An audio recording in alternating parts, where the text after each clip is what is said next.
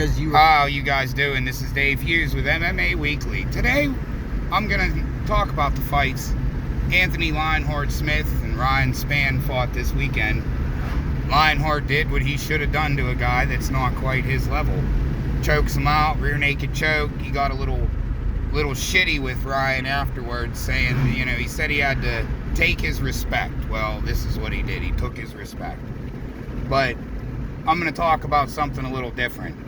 The trans fighter in MMA, Illana McLachlan, this weekend won an MMA fight, and the young woman who fought her actually smacked her up a little bit. Him, her, whatever you want to say. I'm pretty sure that her wiener's cut off. I'm not sure. Or whatever the proper term is here for people that, whatever. But I got Julian here today. And I'm going to ask him, I let him watch the fight earlier, and of course he couldn't wait for the video before he gave his opinion. But my opinion is that, whatever, you want to get your wiener cut off, you want to add a wiener, or whatever the hell women get, then whatever, do you. But you're giving up things in life. Like, you can't compete with women in sports. The powerlifting record was broken by a transgender man. So, I mean, taking hormones for a woman or not, you still spent 20 plus years as a man with testosterone. How is that fair for these other women? You pretty much was taking steroids for 20 or whatever years of your life that you were a man. You had testosterone. You were cheating. You were on, quote unquote, steroids. But Julian made a good point earlier. Okay, she wants to fight. She wants to be the best. Put her in the ring with Amanda Nunes. That's what he said. But what do you honestly think? Do you think it should be allowed in sports, Julian? Absolutely not. And why? I just don't think it's fair, a man fighting women. It's just not fair at all. It shouldn't go down like that. It's like me going into the UFC and saying I don't want to fight anybody but females. And I'm going to dominate because I'm a bigger sized guy and it's females. Like, what do you expect that it's going to happen? Obviously, you're going to beat all the females. With skill. Let's face it, you would still have to train. These women are amazing athletes. Yes, he's not saying, he's talking training, not going in the way he is. He means training for years. Yes, and it's still... It would be like Max Holloway saying, fuck it, I'm 145 pounds, I want to fight Amanda Nunes. Yes, and he would dominate her. Yeah, I absolutely agree. And he's still skinnier than Amanda Nunes, but it's still the testosterone and the strength alone. A man is proven stronger than a female. This is science. This is not... It's not us being political or anything like that. Right. It's just common sense and science. It's proven facts that a man is stronger than a woman. I mean, you can even compare us with animals, in my opinion. That too. Look at a lion. Yes, the lionesses are the bad bitches of the pride. That's the truth. They're the hunters, they're the ass whoopers, but they go in a pack. But look at the size difference in the male lion and the female lion.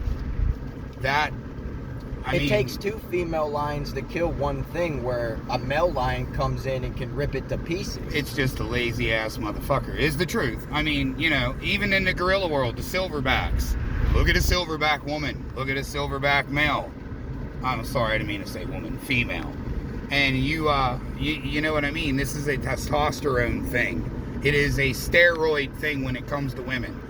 I don't, you know what I mean? When you add all that testosterone, I understand they're balancing her with estrogen or whatever the hell you take being a trans person. I don't even know. And the thing is, it's still a man fighting a woman. Illana McLachlan still looks like a man. I showed Julian the before and after. And the thing of it is too, this man was an Army Ranger. And he served our country. We thank him for his service. But now he's an embarrassment and insulting. And not because he's a trans person, because he's a trans person in sports fighting women. Now he is a woman beater. And Period. And after the fights, he's not like acting down towards it. He's all excited and happy to where he acted like he accomplished something, where he hasn't, in my opinion. I don't think he's accomplishing anything. I think he's embarrassing himself. Yeah, I mean, he is a trained fighter, so it's not like like Julian did say earlier. And a military trained fighter. Military toughness. Yeah, absolutely. Because if you watch the fight, he took some shots. He did. I mean, that girl put it on him. And if you also watch the fight, I've never seen a female pick another female up by her ass and completely slam her. Well, I mean, there are, what's her name? Okay, the one that just fought Valentina, she slammed Rose on her head. He completely just overpowered her. And carried her across the ring like Matt Hughes does. Like Matt Hughes, exactly. Perfect analogy there. Just like Matt Hughes did to Frank Trigg. He picked her up. He didn't carry her as far, but he took some steps with her off the ground. As she was punching him in the face, I might add. Yeah. I mean, this isn't, like I said, the young lady who fought her, I think, needs to get her shit together, quit fighting men. I mean, she proved a point to me that she maybe put her on Dana White's Contender Series and see if she can actually do well against a woman, because when she cracked that dude a few times, he felt it. He got rocked. But, you know, it's one of these things where it's just not fair. That's my opinion on it. If you guys want to talk, you're more than welcome to comment, good or bad. I don't care.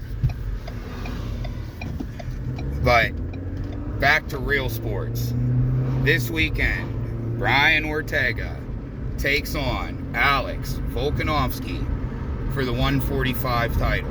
Someone other than Max Holloway is in a 145-pound championship fight for the first time since probably in your lifetime. Can you remember Jose Aldo being the champion at 145? Yeah. Okay, it was a while ago. It was, yeah. But, I mean, it's been so long since someone other than Max was fighting for that gold. And let's face it, if you watch my other videos, you know I think Max won the last fight. Oh, yeah, you got robbed. He definitely got robbed. But, hey, judges have robbed guys I don't like and like. So I guess I got to deal with the shitty decisions as they are. You know what I mean? It's sports. It's why we love the sport. Anything can really happen. But also on that is the return of Nick Diaz in a fight I can remember watching, and they said it was 17 years ago, which made me feel old as fuck, by the way. I remember the night Nick Diaz knocked out Robbie Lawler, because at the time I kind of knew who Nick was, but I knew who Robbie Lawler was.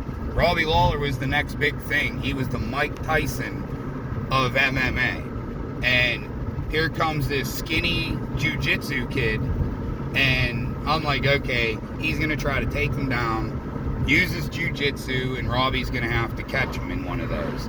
Or it's going to be a boring wrestling match, because Robbie had a wrestling base. He just hit like a fucking tank. So that said, Nick pieces him up and becomes Nick Diaz as we know him. And, I mean, he dropped Robbie on his face. So, this should be a good fight. I mean, Robbie hasn't fought since what? Ben? Is that the last time Robbie fought? Ben Askren. When he got robbed on the Ben Askren fight?